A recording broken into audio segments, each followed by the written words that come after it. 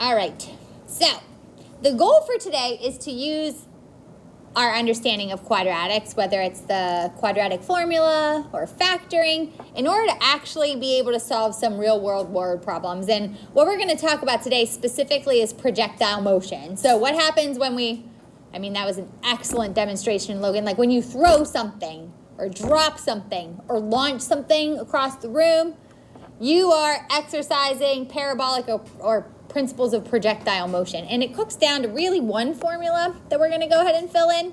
And then I'll tell you what all these cool letters mean. So the most common form we see is this h of t equals negative 16t squared plus v is in volume. Actually, it means velocity. V sub 0 times t plus h sub 0. So I'm going to break down what all those letters mean for you here.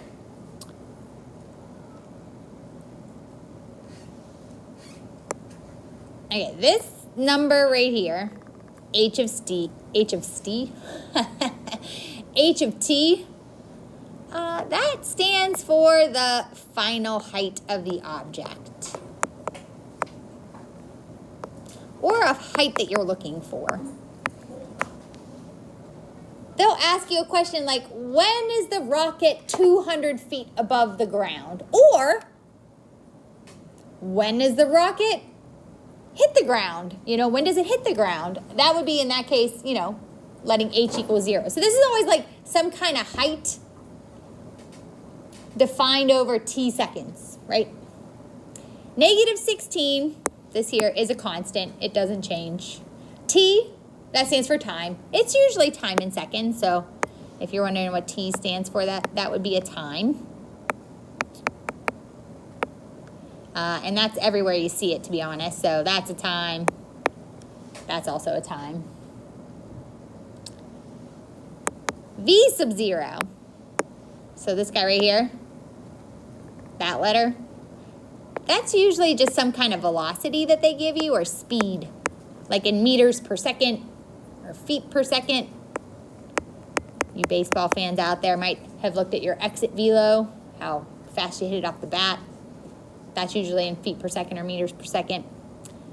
So it's just some kind of initial velocity that the object is experiencing. And then last but not least, I'm going to go with purple here. This h sub 0, that's the initial height of the object. So if you're like jumping off a cliff into a nice lagoon or something like that, your initial height would be this starting number right here at the end. I always say they say it's h sub 0, but I also used to think of it when I was a kid as h sub o, meaning it's the original height. This is the original velocity of the object. So over here on the other side is that's the final height of the object. What's up, Mason? Is that velocity times time? It is, yeah. You could put a dot in there if you'd like. Sure. Yeah, but we do multiply that. So you're so smart. If we're going to use the quadratic formula, you see how this kind of fits in. This is an A. The velocity is the B. The final height is the C. So that's how we would use this. Okay, wait. And just because math people like to make things complicated, you will see a small variation on this formula where, I don't know why. This is more of the physics coming through, but there's another version of this formula, but literally every letter, it means the same thing. They just decide to, like I said, make it complicated. Wherever you see an H, sometimes you'll see an S instead. S stands for position. So S of t would be a final position. Still going to have negative 16t squared. You're still going to multiply your initial velocity times time. And then this h sub 0 at the end, they're going to make that an s sub 0. So that's a little weird. You'll see that every once in a while, for fun. But what you need to understand is that I really just swapped out the s for h. So that's really the only difference. They are the exact same thing. I just wanted to put that one up there in case you see it. Sometimes when I pull practice problems, The H one will come up. Sometimes the S one will come up, but S and H are the same. It's just your height or your position. Now, if you drop something, that's kind of interesting because if you could look up at the stylus if you want. If I'm about to drop this right now, there's no initial velocity on that object, right? It's not like moving through space at all.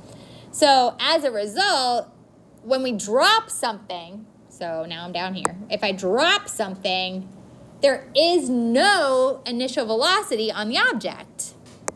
So in this case, when we drop an object, oops, that's the wrong tool, sorry. Grab my highlighter here. My initial velocity turns to 0.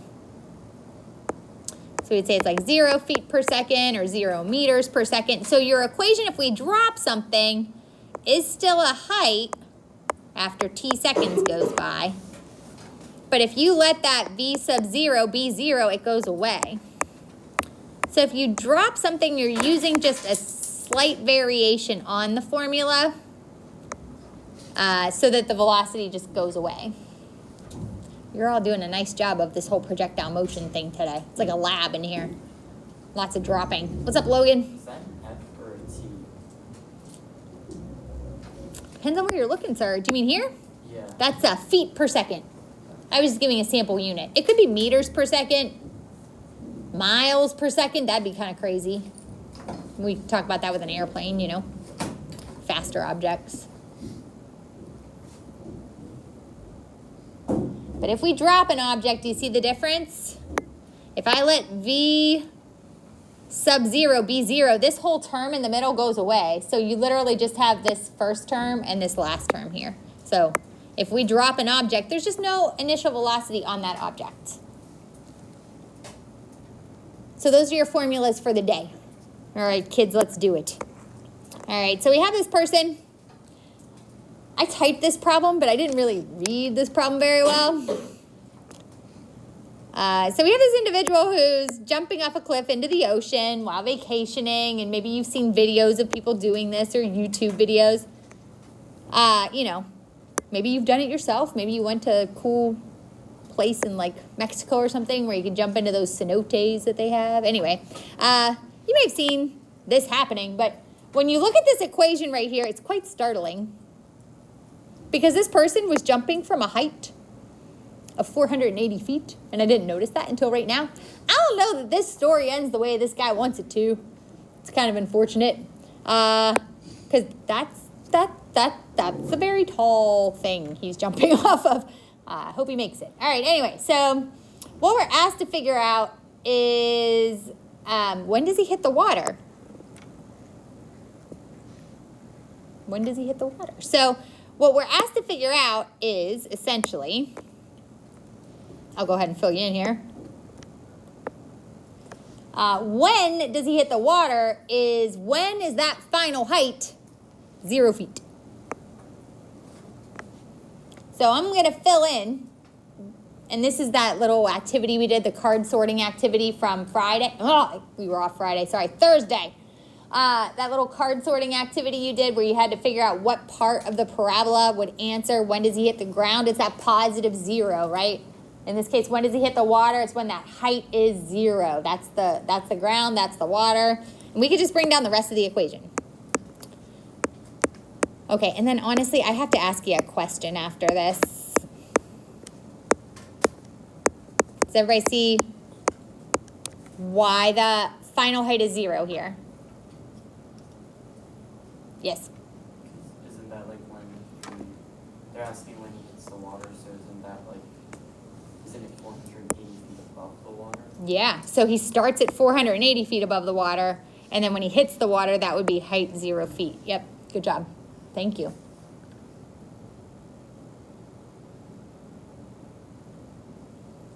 Okay, next question.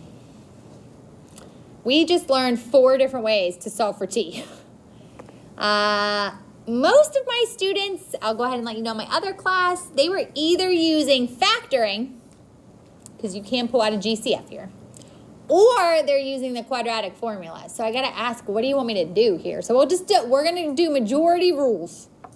If this were a test question, if you're getting one of these word problems on your test, on Friday. If this was your test, what well are you going to? Are you going to factor or are you going to use the quadratic formula? All right, who chooses factoring for this one? 1, 2, 3, 4. Okay, who? 5, 6. Oh my.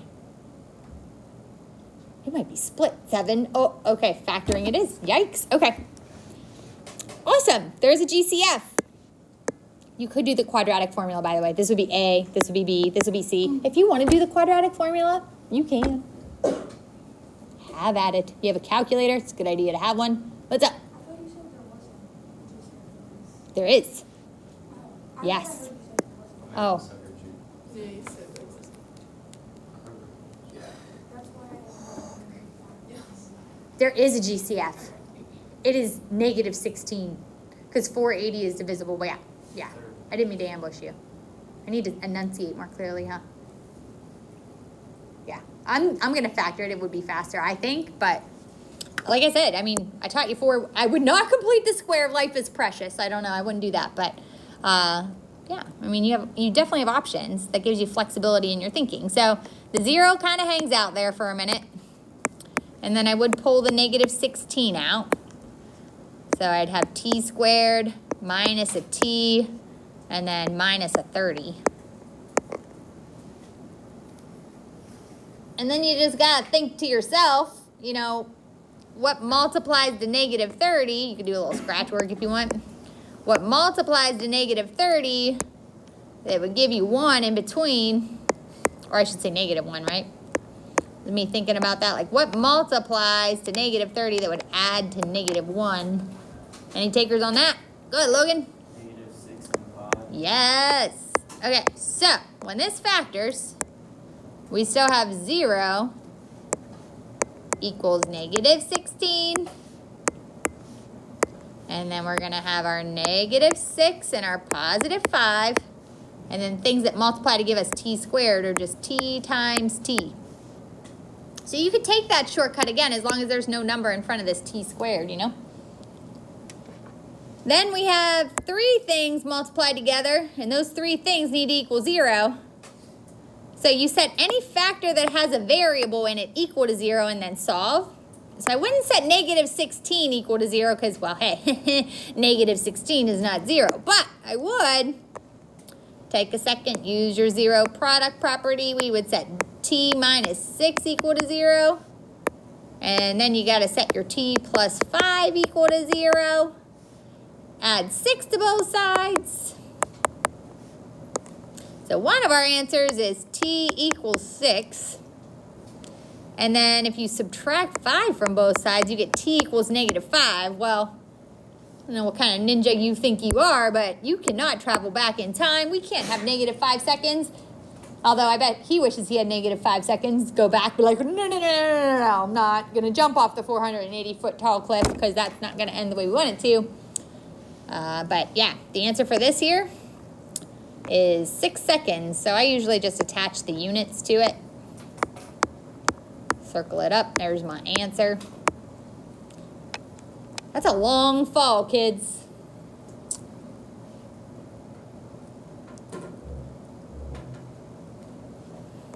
Hope that story ended well.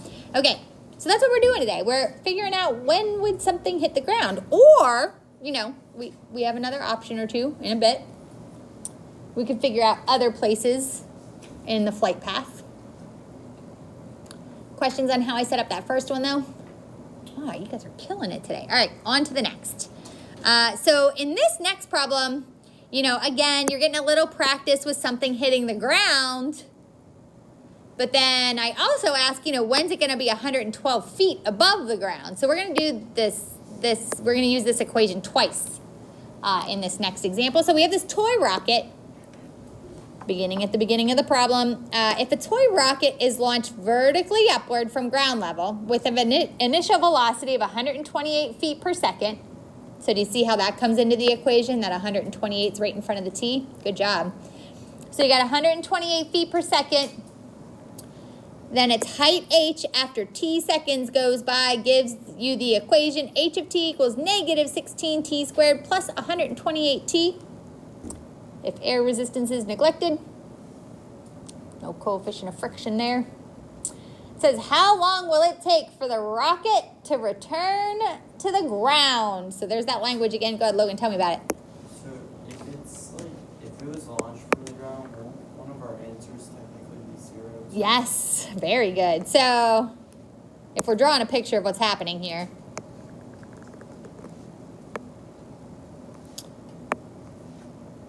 you know, that x-axis is always your time. The y-axis is the height after a certain amount of time goes by. And yeah, Logan's noticing, yeah, it starts on the ground because it's launched from the ground, and then it's going to land on the ground too. Our mission is to figure out kind of those two spots. One of them's kind of pretty obvious, but the other one we could use our amazing understanding of quadratics to figure out. So let's see here. We're going to go ahead and set up our equation, but once again, do you see how it hits the ground? So we're going to let that h of t be 0 again, and then we'll bring down the rest of the equation.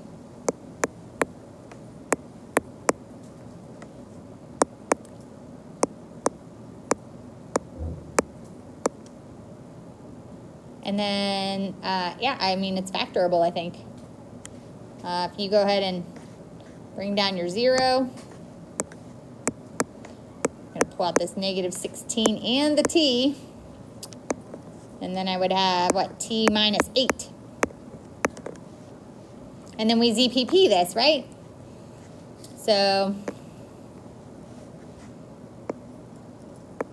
I got to set the negative 16t equal to 0. Which means, yeah, what Logan said is correct. T is 0, so that's one of the options. And then set t minus 8 equal to 0. Because again, if you're going to multiply these things together and they equal 0, one of them or both has to be 0. And I don't know which one, so I'm going to go and figure it out. Add 8 to both sides. So it starts at 0 seconds and goes splat on the ground at 8 seconds. So I'm going to label that. This was 0 seconds. This was 8 seconds. So 1, 2, 3, 4, 5, 6, 7, 8.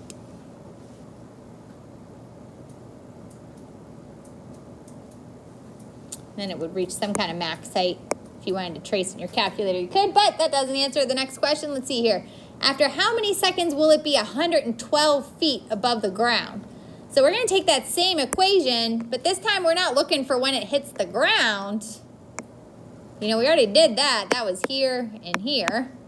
Now we're looking for when is it 112 feet above the ground.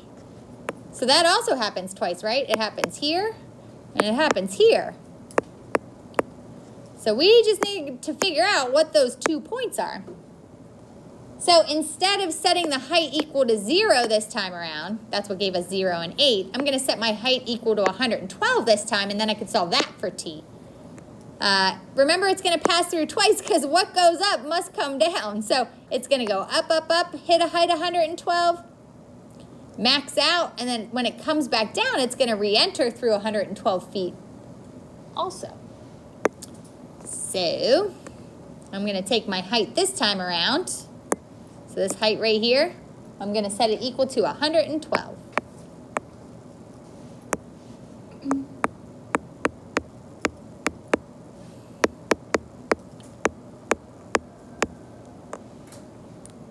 And you could just subtract 112 from both sides.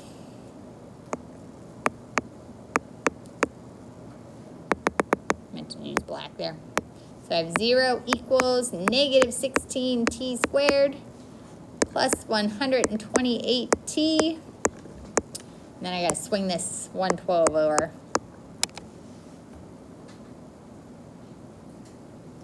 Also factorable. So 0 equals, I'll pull out that negative 16. And then I got t squared plus 8t minus 7.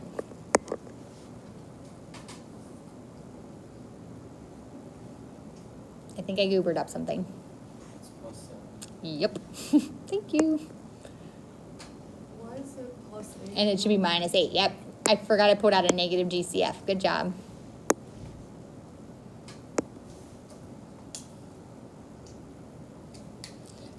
So when you pull out the negative GCF, I'm just going to distribute this and double check it. So negative 16 times t squared is negative 16t squared. Negative 16 times negative 8 gives me positive 128t. And then negative 16 times positive 7 does give me negative 112. So that works.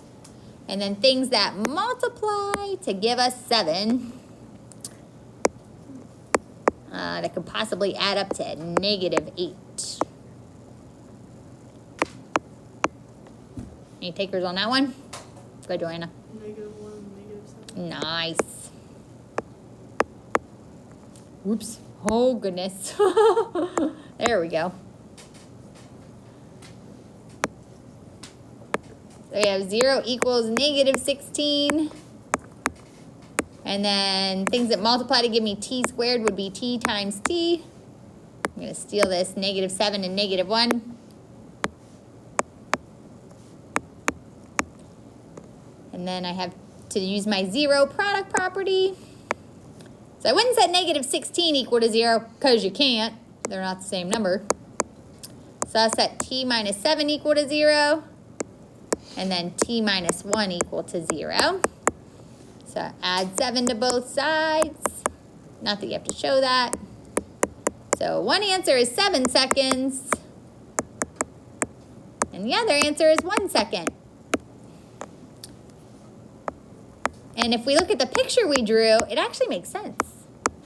I think it actually lines up pretty well. We go back up here. Yeah, it looks like it, right? So at 1 second, we're at 112. And then again at 7 seconds, we were at 112 feet. So we did a pretty good job with this picture here. So we go up and we pass through 112 feet after 1 second goes by. And then again, we come back down through it at 7 seconds. So sometimes you can get 2 answers that make sense. Kind of depends on the problem. All right. That's our lesson. You get to try a couple. Remember your answers are in the assignment and answer key archive. And we're going to go over them too.